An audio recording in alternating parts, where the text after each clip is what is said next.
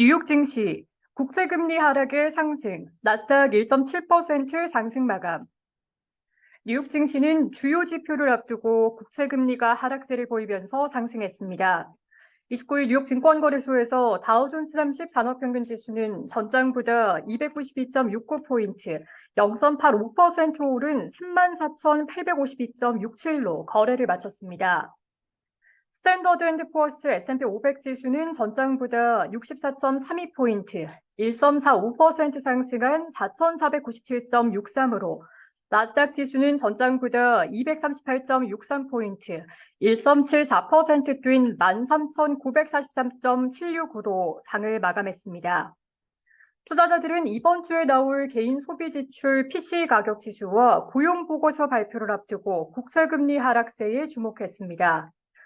제롬 파월 연방준비제도 의장의 잭 슬로우 연설 이후 투자자들은 연준이 추가로 금리를 인상할 근거를 찾고 있습니다.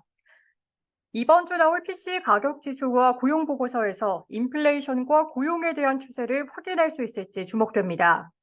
다만 이날 나온 채용 공고와 소비자 신뢰 지수가 하락세를 보이면서 국채 금리가 떨어진 점은 주가에 안도감을 줬습니다. 미국의 소비자 신뢰도를 보여주는 컨퍼런스 보드의 8월 소비자 신뢰 지수는 106.1로 시장의 예상치인 116을 크게 밑돌았을 뿐 아니라 전달 수성치인 114도 하회했습니다.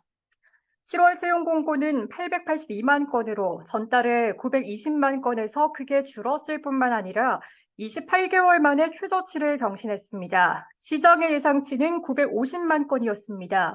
노동시장의 자신감을 보여주는 자발적 퇴직자 수는 354만 건으로 전월보다 25만 3천 건 줄었습니다. 이는 2년 반 만의 최저 수준으로 고용시장의 타이트함이 완화되고 있음을 시사합니다. 10년물 국채금리는 전날보다 8bp가량 하락한 4.11% 근방으로 떨어졌고, 2년물 국채금리는 15bp가량 밀린 4.91% 근방에서 거래됐습니다. 최근 들어 국채금리가 연준의 추가 긴축 우려를 반영해 가파르게 오르면서 증시에 부담이 된 바 있습니다. 엔비디아와 테슬라의 주가가 각각 4%, 7% 이상 오르면서 기술주의 상승을 이끌었습니다. 비트코인과 이더리움 등 위험 자산이 오른 점도 주가에 긍정적으로 작용했습니다. 이날 미국 법원이 미국의 증권거래위원회가 그레이스케일의 비트코인 신탁을 상장지수 펀드로 전환하려는 신청을 거부한 결정을 뒤집는 판결을 내나 현물 비트코인 상장지수 펀드가 승인될 길이 열렸습니다.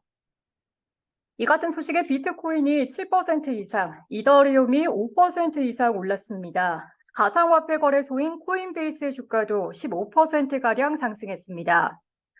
한편 미국의 주택가격은 오름세를 보였습니다. S&P 코어로지 케이스 실러에 따르면 올해 6월 주택가격 지수는 계절 조정 기준으로 전월 대비 0.7% 올랐습니다. 주택가격 지수는 5달 연속 상승했습니다. 주요 10대 도시와 20대 도시의 주택가격도 모두 계절 조정 기준 전월 대비 0.9% 상승했습니다. S&P 500 지수 내 12개 업종이 모두 올랐습니다. 통신과 임의소비재, 기술주가 2% 이상 오르며 상승을 주도했습니다. 애플이 오는 9월 12일에 애플 이벤트를 개최할 것으로 발표했습니다. 시장에서는 이날 애플의 신형 아이폰이 공개될 것으로 예상하고 있습니다. 애플의 주가는 2% 이상 올랐습니다. 베스트바이의 주가는 분기 실적이 예상치를 웃돌았다는 소식에 3% 이상 올랐습니다. 통신업체 AT&T와 버라이즌의 주가는 시티가 투자 의견을 모두 중립에서 매수로 상향했다는 소식에 각각 4%, 3%가량 올랐습니다. 오라클의 주가도 UBS가 투자 의견을 중립에서 매수로 상향한 가운데 3% 이상 상승했습니다. 뉴욕 증시 전문가들은 시장이 재료 부재 속에 당장은 지금까지 나온 재료를 소화하고 있다고 말했습니다. 포트피트 캐피털의 크리스 바르토 투자 담당 애널리스트는 마켓워치에 시장이 연중 고점에서 약간 후퇴하면서 현재는 많은 것을 소화하고 있는 상태다라며 트레이더들은 여름 휴가에서 책상으로 돌아와 월말을 맞아 포트폴리오를 들여다보고 투자를 재배정하고 있다고 말했습니다. HSBC의 맥스 캐트너 멀티에셋 전략가는 CNBC에 이날 나온 지표가 냉각되고 있는 것은 위험 자산, 특히 주식의 전략적으로 좋은 진입 시점임을 보여주는 것이라며 8월 매도세로 투자자들의 흥분이 다소 합리적인 수준으로 낮춰졌다고 말했습니다. 시카고 상품거래소 패드워치에 따르면 연방기금 금리 선물 시장에서 마감 시점 연준이 9월 회의에서 금리를 동결할 가능성은 86.5%, 0.25%포인트 인상할 가능성은 13.5%에 달했습니다.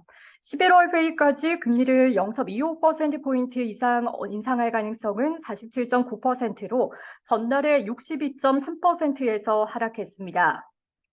시카고 옵션 거래소 변동성 지수는 전장보다 0.63포인트, 4.18% 하락한 14.45를 기록했습니다.